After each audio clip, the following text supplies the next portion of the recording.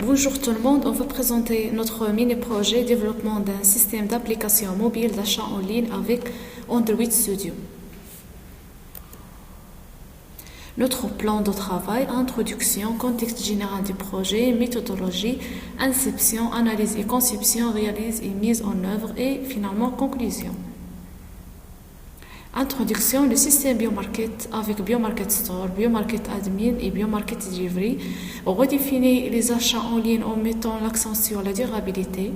BioMarket offre une interface mobile conviviale pour les produits biologiques et écologiques. BioMarket Admin rationalise la gestion des produits et des commandes pour les administrateurs et les vendeurs. BioMarket Delivery assure une exécution efficace et fiable des commandes pour le personnel de livraison ensemble et créant une expérience d'achat en ligne holistique mettant l'accent sur la conscience environnementale et la commodité. Si un client va acheter un produit, il est nécessairement de visiter les marchés, les supermarchés, les souks, etc. Et ça fait un perte de temps, coût de déplacement et le manque de commodité. La problématique est comment faciliter le processus d'achat des produits bio et naturels en ligne. La solution est la mise en place d'une application mobile d'e-commerce. Les objectifs est digitaliser le processus de gestion des achats en ligne, possibilité de commander sans se déplacer, avoir une application facilement administrable, traiter les commandes rapidement. Les méthodologies, on a une phase d'inception, la phase d'analyse et de conception et la phase de réalisation. Les acteurs, on a clients, administrateurs et livreurs. Les besoins fonctionnels pour le client, consulter des produits, des catégories, des classifications, chercher un produit dans un intervalle de prix, gérer son panier, créer son compte, suivre des commandes. Les besoins fonctionnels pour l'administrateur, se connecter, consulter la liste des commandes et les gérer et rediriger vers livreur, gérer le stock des factures, créer compte pour livreur. Les besoins fonctionnels pour les livreurs, se connecter, consulter la liste des commandes, livraison et validation des commandes. Passons à la partie des diagrammes de cas d'utilisation. Commençons d'abord par celle de l'application principale. Parmi les services disponibles aux clients, on a consulté le catalogue des produits disponibles et voir ses détails, ajouter le produit qu'on souhaite acheter au panier. Cette fonctionnalité nécessite avoir un compte personnel dans l'application. Après avoir un compte personnel, le client peut accéder à son panier pour voir les produits sélectionnés, pour modifier la quantité ou bien supprimer le produit du panier. On a cherché les produits souhaités dans une zone de recherche selon le nom ou bien le maximum et le minimum de prix, modifier les informations personnelles en cas d'erreur. La diagramme de cas d'utilisation de l'administration. L'admin a une possibilité d'ajouter un produit, afficher tous les produits, supprimer ou bien modifier les informations d'un produit. L'admin a aussi une possibilité de voir les commandes émises par le client et choisir un livreur pour livrer les commandes, ainsi qu'ajouter un livreur. Passons à la diagramme de cas d'utilisation de l'application livreur. Lorsque l'admin choisit le livreur qui va livrer la commande au client, le livreur reçoit les détails de la commande et les informations du client. Le livreur doit confirmer la livraison après la réception. Voici le diagramme de classe des applications. Un utilisateur a un email et un mot de passe pour le compte personnel. Le client a un nom complet, une adresse de résidence, un numéro de téléphone et le code postal. Le livreur porte le nom complet, un numéro de téléphone et le numéro de la carte nationale. Le produit a un identifiant, un titre, une catégorie, un prix, une quantité dans le stock, une image, etc.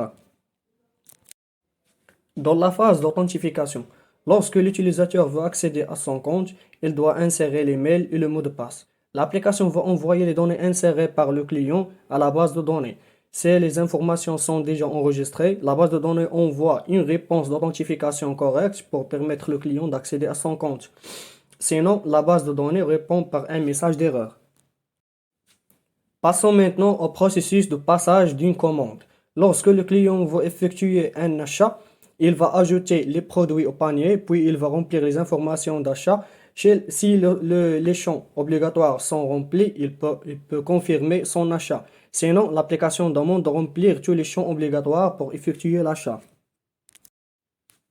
Parmi les outils de travail qu'on a utilisés, on a utilisé GitHub pour partager le projet en ligne, Canva pour créer des emojis et les graphiques utilisés dans les applications, XML pour créer des interfaces graphiques des applications, Android Studio pour développer les applications, Firebase joue le rôle de la base de données, Java c'est le langage de programmation utilisé pour développer les applications.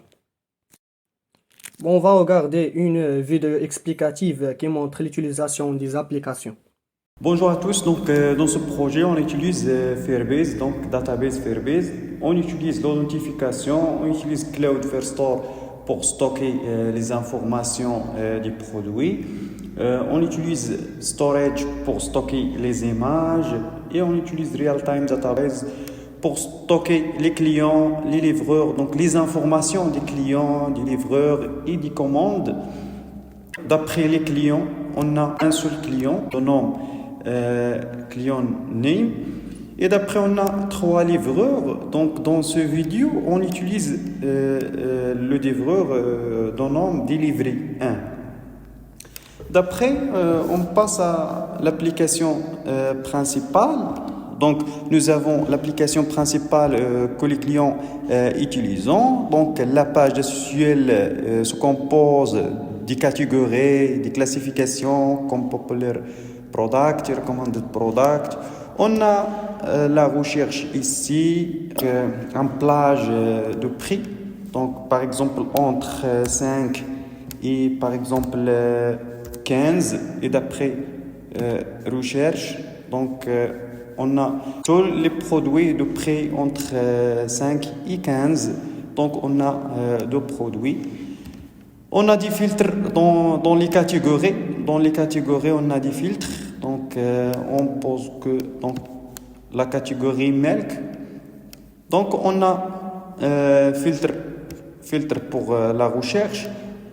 On pose que ce produit, donc les détails de ce produit avec un related to this product, est une recherche sur le titre de ce produit. D'après, on a profile qui contient 2 sections.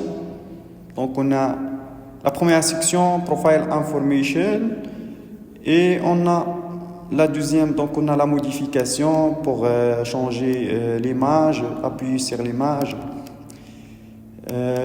Mes commandes, donc les commandes, donc mes commandes, donc aucune commande. D'après, par exemple, nous ajoutons ce produit et ce produit et ce produit. Puis nous passons au panier. Oui, nous pouvons changer la quantité. Donc, on change la quantité, par exemple, de ce produit. Donc, ce produit, dans le stock, on a 10. Donc 10, il a available quantity 10, c'est-à-dire dans le stock, on a 10 produits de ce produit. D'après, nous cliquons sur Order. Et d'après sur Submit, donc nous allons directement à la page responsable de l'affichage des commandes, car vous remarquez que cette commande est in process. Puis nous ajoutons une autre commande pour le test. Une autre commande contient un produit, par exemple ce produit, avec la quantité 3. Order, et d'après Submit. Après, on passe à l'application administration. Donc, l'application administration, ou bien Biomarket Admin. Donc, on a les commandes ici. Donc, l'application admin On peut ajouter des produits, on peut ajouter des livreurs, on peut modifier ou supprimer un produit. Et d'après les ordres, donc les ordres, on a les ordres, donc à travers laquelle la commande peut être transférée à nouveau au livreur. Donc une fois que cette commande a été transférée au livreur, donc l'état de la commande devient dans l'application client. Donc on a ici les informations de client et on a livreur disponible. Et d'après les détails du produit et des quantités, d'après l'admin transférer cette commande vers Delivery 1. Donc la commande a été transférée au livreur ou bien au Delivery 1. Comme passons à nouveau à l'application de client. Passons à l'application de client. Nous constatons que la commande est en cas de confirmation et que ces détails contenant les coordonnées avec le livreur chargé de la livrer. Donc on a les informations du livreur chargé de la livrer. Après, en allant à l'application de livreur, Biomarket Delivery, nous trouvons les commandes qu'elle doit livrer et dans les détails de chaque commande, nous trouvons les coordonnées du client. Donc on a les informations du client. Lorsque la commande ou bien cette commande est livrée, donc le livreur appuie sur Delivery is done. Pourquoi? Pour supprimer cette commande des applications. Pour supprimer cette commande de l'application client ou bien des clients et l'archiver. Donc l'archiver cette commande. Regardez, on appuie sur Delivery is done. Regardez la commande supprimée. Donc la commande supprimée et archivée. Regardez ici. Donc on a la commande, on a ID ou bien l'identifiant du livreur d'après l'identifiant de client et d'après l'identifiant de commande et d'après les commandes de produits et la quantité. Donc l'ID de produit et la quantité et l'ID et la quantité. D'après, voilà, on a au niveau de l'identification, on a 3 emails avec password et les ID de chaque utilisateur. D'après, on passe à l'application admin. Donc on ajoute un produit.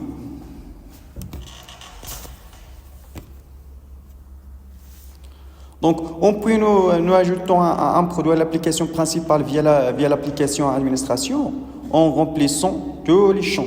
Donc, un titre de test. Catégorie, on utilise par exemple milk. Classification populaire. Price 100. Quantité, par exemple 10. Insert image. On utilise par exemple cette image. D'après description, test et in-store true, visible true. Et d'après add pour ajouter.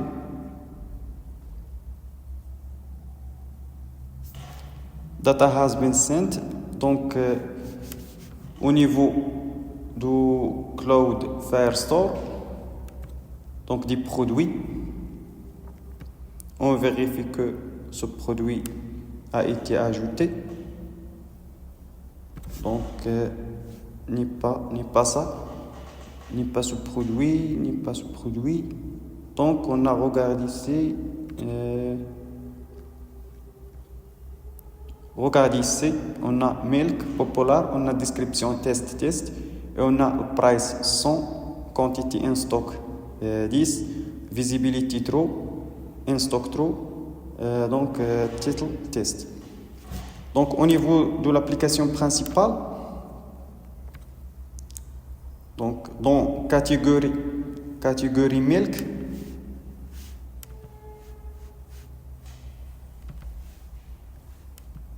on a un produit de nom test. Regardez ici. D'après, au niveau de l'application admin, on peut supprimer ou bien modifier ce produit. Donc, nous passons maintenant à la section de la modification ou de la suppression d'un produit, Customize Product. Donc, on a les produits, on a le produit de nom test. On peut modifier ou bien supprimer, donc available, visible. Donc, on modifie la visibilité vers false. Regardez ici, false. D'après, au niveau de l'application principale, donc on a le produit, donc la visibilité de produit est false. D'après, on utilise la visibilité vers true, edit. Donc, on a visibilité true. Donc, on a dans l'application principale, voilà, donc le produit. D'après, on peut supprimer ce produit. Donc, on clique sur Delete. Donc, produit deleted successful. D'après, au niveau de l'application principale, après réfléchir l'activité ou bien la page, donc pas de produit test. Nous passons maintenant à la section de l'ajout d'un livreur, donc add delivery, en remplissant tous les champs. Donc on a full name, delivery name, d'après l'email, test, @test.test. CNI, on a donc number, et d'après le mot de passe, on utilise 1, 2, 3, 4, 5, 6, 7. Et d'après registre, donc on regarde ici un message, CNI is required. Donc CNI, donc la longueur d'un CNI est 6 chiffres, donc et 8 chiffres. Et le nombre 10 chiffres. Donc on a une erreur au niveau de number. Donc on ajoute un chiffre. D'après registre, regardez ici au niveau de Firebase. Donc ce livreur a été ajouté. Donc au niveau de l'identification, regardez ici, test, @test. En guise de conclusion, le système Biomarket avec Biomarket et Biomarket Admin et Biomarket Delivery, ce projet répond non seulement aux exigences de consommateurs modernes, mais contribue également à un marché numérique plus efficace. Et voilà, nous sommes donc arrivés à la fin de cette présentation. Nous espérons que notre projet retiendra votre attention et merci de votre écoute.